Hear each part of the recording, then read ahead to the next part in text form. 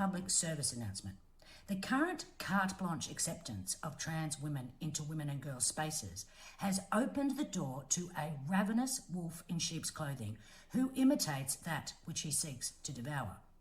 Because in the vast majority of cases, the vulnerable trans woman is an entitled heterosexual male with the sexual fetish of autogynephilia, a narcissistic disorder that causes him to be aroused by himself as the female sex object of his porn-fueled fantasies. Being a progressive disorder, like a drug addict who needs more and more to achieve the same high, the autogynephile must continually find new playgrounds in which to cosplay and new boundaries to cross to achieve the same erotic charge. And this is why everything that is ours must become theirs. They won't stop. They can't stop until they have devoured us completely. First, it's our femininity, which they objectify and parody. Next, it's our privacy and dignity, which they invade and degrade. Then, it's our achievements in sports and work, which they steal. And in service of all this, it's our very definition, which they redefine for themselves. For with the mantra, trans women are women, they are elevated to the status of women, while we are relegated to the category of cis. Their surgical wound becomes a neo-vagina, while our vagina becomes a bonus hole, and their fetish becomes human rights, while our human rights become bigotry. While society abandons its post like the negligent shepherd, and sheep like women welcome him in. But they've miscalculated, because not all women are sheep. Some of us are TERFs, and we will not stop defending our sacred birthright from every last one of you pathetic pretenders.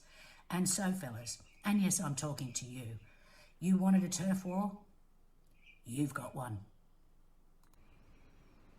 Hey guys, how you going? Okay, I don't know what's going on here, Miss Listresis.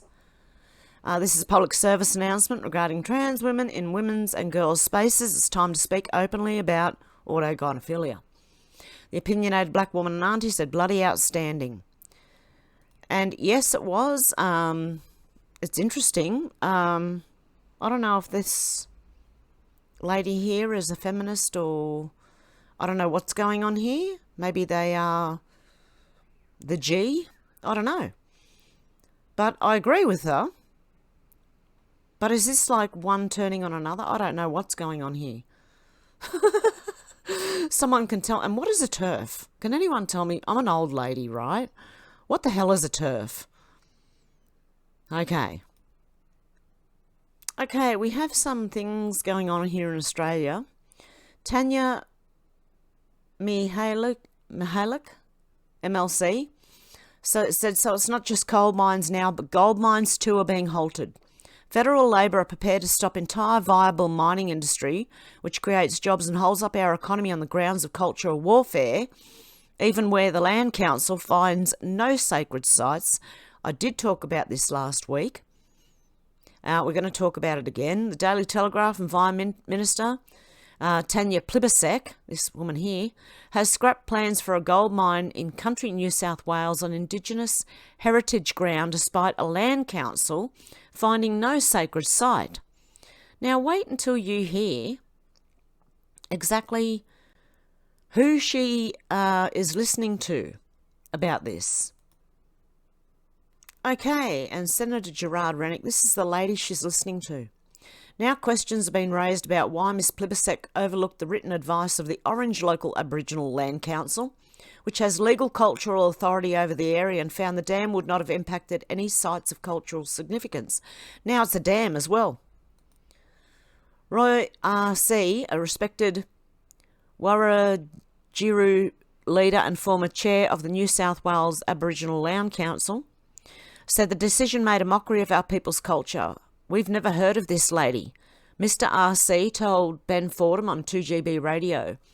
Nairi Reynolds is an artist who describes herself as being a very light-skinned descendant of a Wiradjuri woman, born in the 1820s.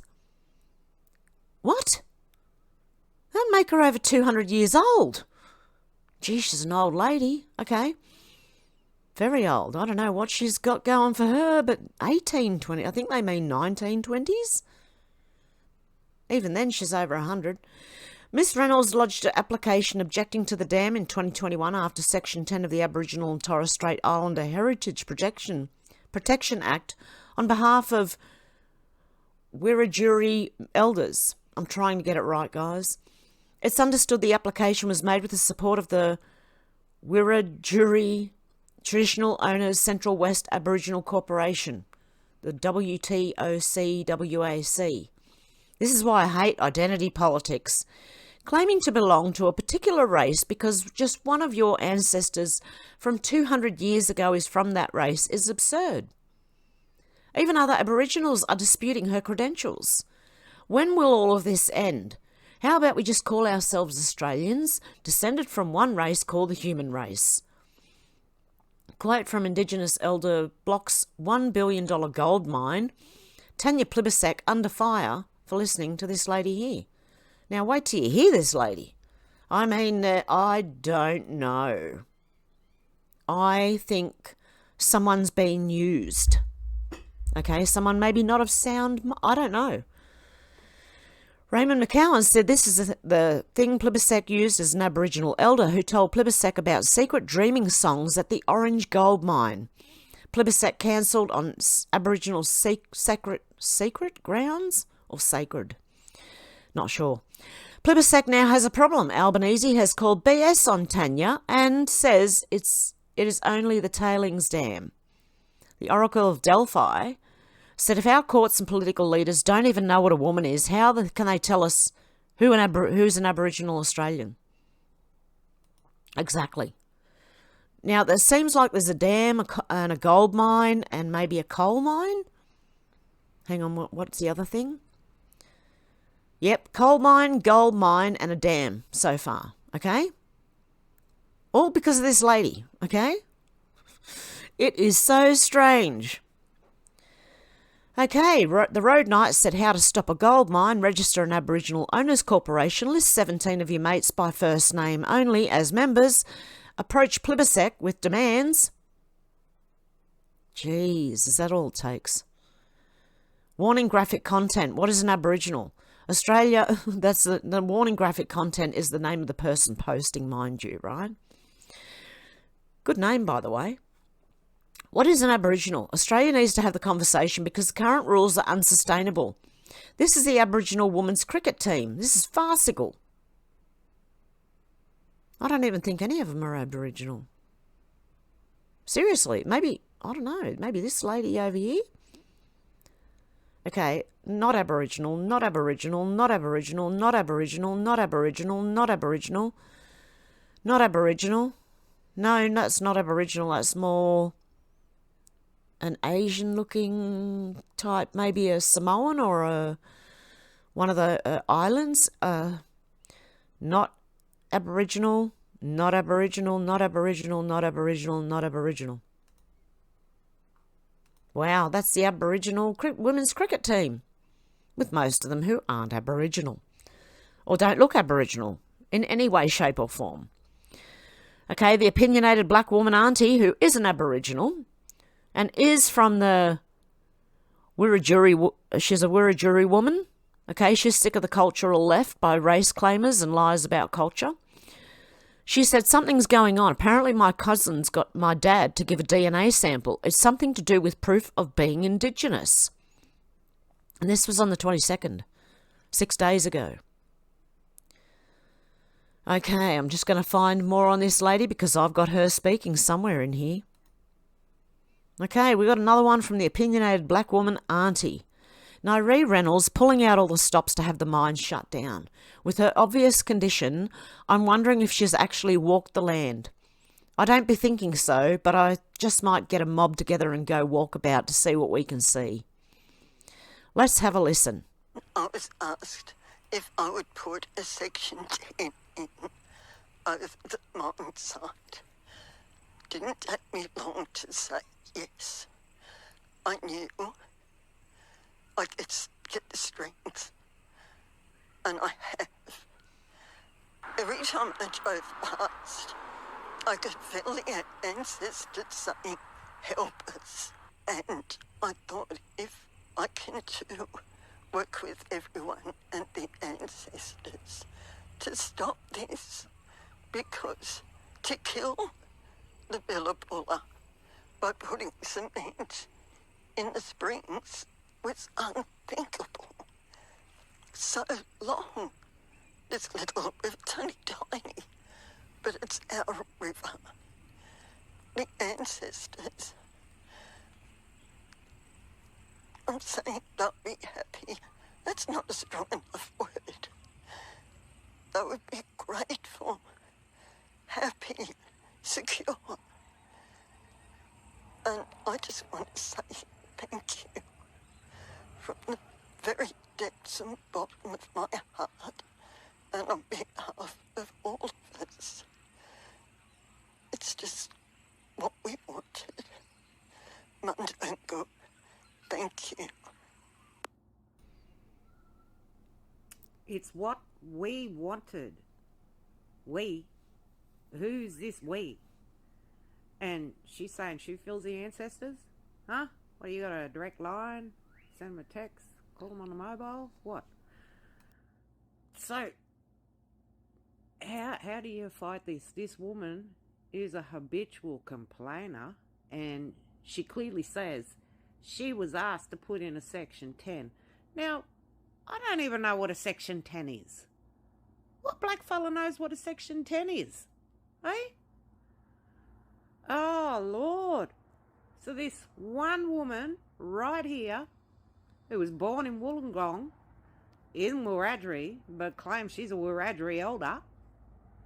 This one woman right here, she was the deciding factor as to whether or not a mine would create 800 jobs for an area that is highly populated with Indigenous people. This one woman has had it shut down because she's in touch with the ancestors or some shit like that.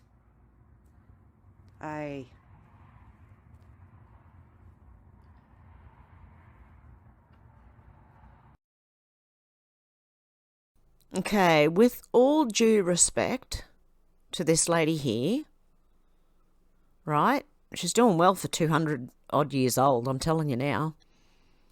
But there's some... I believe this is elder abuse. Whoever's getting her to do this, and I believe that this person here is probably getting her to do this. It's just my opinion. It's not the fact. That's elder abuse. I also think this poor lady may have dementia. After 200 years, I probably would too. Sorry, guys. Okay.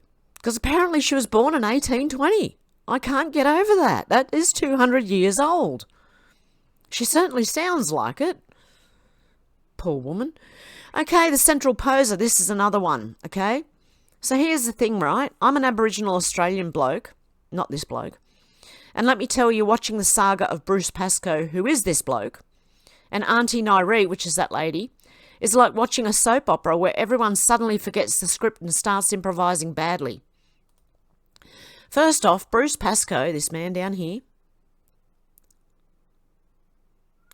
the man who is as Aboriginal as a kangaroo is a bird, he writes a book called Dark Emu, claiming all sorts of agricultural prowess for our ancestors, which, don't get me wrong, has sparked some good yarns around the campfire. But then there's this kerfuffle because apparently his connection to Aboriginal heritage is about as solid as a dingo's claim to being a house pet. And yet here he is bagging awards left, right and centre, wearing his red headband like he's the last airbender of Aboriginal high culture. Then there's Auntie Nairi, who apparently has something to do with stopping gold mines. Now, stopping environmental destruction? That solid work deserves a clap. But here's the twist in our plot. Her Aboriginal credentials are also up for debate. It's like watching someone claim they're the chief of a tribe that's not sure they've ever met him, her, or them. From where I'm sitting, it's exhausting. It's like if you claim to make the best damper in the outback, but then it turns out you've been using store-bought dough. The accolades, the support, the Person of the Year awards, They roll in like a dust storm in the dry season for folks whose Aboriginal identity seems to be more of a creative writing project than a lived reality. Now, don't get me twisted, identity can be complex, a real tangled bush vine. But when you've got people who might be as connected to Aboriginal culture as a boomerang is to a frisbee in terms of authenticity, yet they're out there being the face of Aboriginal success stories, well, it's a bit rich, isn't it? It's like humanity can't help but turn everything into a spectacle. Here we are, genuine mob, just trying to get on with preserving culture, land and spirit, while the spotlight's on those who've perhaps read Aboriginal Culture for Dummies and decided that was enough to claim the stage. So yeah, as an Aboriginal man, I'm sitting here scratching my head, wondering when the world will get tired of this charade and start giving the real heroes, the true custodians of this land, the recognition they deserve without all the drama. But hey, at least it gives us something to talk about over a cup of tea, eh? Because these two are fakers. Yep. Okay. Let me just check something. Okay. Still in Australia, the complete madness that is Australia. In Australia, this is an Olympic athlete, and this is a female woman. How far have we fallen to Australia? My God. Mia Poet said, to all men in Australia, now's your chance to go into a mosque wearing a hijab and demand your legal right to pray amongst the women. When you and the mosques get into a legal battle, may the courts be forced to consider women sex... Wow, that would be interesting, actually. And who does that come from? Mary Kate Delvey. Okay, then we got this from John Godemsky. Australia today is segregated into a racial and sectarian hierarchy. At the top are Aboriginals who have their own country in Australia, a country fully supported by non-Aboriginal Aussies. Next, Muslims fast approaching Aboriginal status as preferred citizens. In third place, working Aussies. And I agree. That's what it seems to be coming to. Okay, we've got something else from Australia. Ian Cook, Ian the Independent, said breaking news, court grants Ian Cook the right to sue Dandenong Council for malicious prosecution. Today, the Supreme Court of Victoria has ruled that Ian Cook can sue the city of Greater Dandenong for bringing 96 allegedly false criminal charges against him during the Sluggate scandal. Now, the Sluggate scandal is where a health official went to view his kitchens, and because it was like a Meals on Wheels that cooked for people. Okay, and his name is Ian Cook. I can't help it, guys. I keep seeing these like strange names for these things. Anyway, this health official went in, took a slug in, put it down, and started fining him left, right, and centre. Okay, she was caught on camera putting the slug there in his kitchen on the floor. The alleged false charges were suddenly dropped on the first day of the case, when counsel realised that their staff would be cross-examined about claims they had fabricated and planted evidence. The counsel had tried to stop the case from continuing, but today's judgment means the case will continue. I'm relieved that the court has ruled fairly in this matter, Ian said. This counsel tried to give me a criminal record using false evidence. The slug was only part of it. They must be held to account. Wow. The slug was only part of it. What's the rest of it? I want to know now. Okay, we'll keep on Ian Cook. See what's happening there. Now I'm going to go... Where am I going? Here. Lady Tasker said Prime Minister Anthony Albanese said he did not make a deal with John Setka. John Setka, the head of the union, CFMEU, I think, or was. Anthony Albanese said, I absolutely did not make a deal with John Setka for him to step down. We didn't make a deal. He's someone who I expelled from the Labor Party because his values aren't the same as the Labor Party. And they're certainly not the values of the overwhelming majority of the trade union movement in Australia. Ooh, sounds like something's going to go on between these two. I wonder if he'll spill the beans. This one, Setka, might spill the beans on Albanese. Come on, someone start spilling the beans. Come on, you know, he's just told you that he kicked you out, mate. Are you going to stand for that? I don't know. I'd be going at him if I were you. And by going at him, I mean tell us what he's done. Okay. And last but not least, from Milk Bar TV, Senator Alex Antic exposes the Australian government was colluding with big tech to censor Australian citizens over COVID mis and disinformation. And how did, we knew, I think, yeah. I was a bit confused as to who was censoring me, but now we know. The Australian government censored me. I got kicked off YouTube twice already. Okay. Were any Australian government departments doing what we saw in the US with the so-called Twitter files scandal? So we asked that question of the Department of Home Affairs, and we found out that not only was the answer yes. Who is this arrangement with?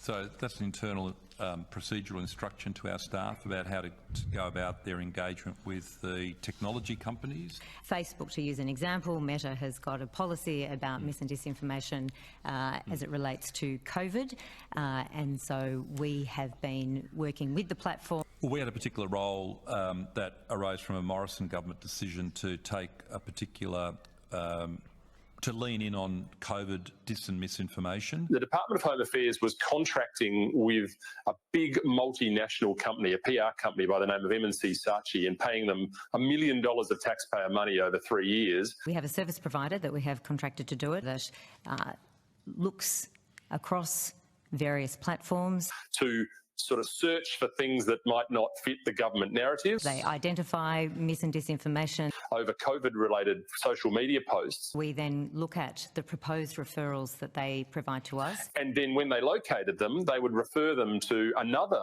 multinational company, be it, Meta or Twitter, to be actioned. And say, for your consideration against your own policy. And so we had an Australian bureaucracy, an Australian government department, effectively being the middleman of censorship on social media. The Department of Home Affairs is the whistleblower for big tech censorship. And we found in the Twitter files all kinds of things that suggested that this relationship was not only tolerated, but that it was ongoing, regular, and collusive in a way that was kind of shocking. Yeah, I think it's a scandal. I think it's an absolute scandal, and it's bad news. This is absolutely bad news for the Australian democracy. Ukraine-born author Isaac Babel, he gave a speech at the first Soviet Writers' Congress, and he was asked if any important rights had been taken away. And he sarcastically answered, no, the only rights that have been taken away are the right to be wrong. And the crowd laughed, but he was making an important point, which is that in a free country, you can't have freedom without the freedom to be wrong. Whoa. Well, that was certainly interesting. And it's not the whole reason that I was deleted either. There was someone on YouTube called Amber Huxley, apparently, who started the whole thing. But anyway, guys, let's not worry about that. I don't know who the person is. I believe I might have my suspicions. And I believe I'm probably 98% sure. But anyway, let's not worry about it. They have been. And, yeah, I was on Facebook for a long time, and I was trying to tell people over there. And I just kept getting hammered by people who didn't believe me at all. No one believed me, actually. And, yeah, I left when they went to Meta because I found out what they were doing and I knew what they were doing. So I left Facebook about 4 years ago now. Yeah, or a couple of years ago maybe. I don't know, 3 or 4 years ago. But I will not go back to Facebook ever. Okay, now guys, I'm going to do a different video on the other channel and probably upload the whole lot to Rumble in one video if I can. I don't know how big that's going to be, but anyway. Okay, guys, I hope you have a good morning, afternoon, or evening, wherever you are, and I'll talk to you soon. Bye.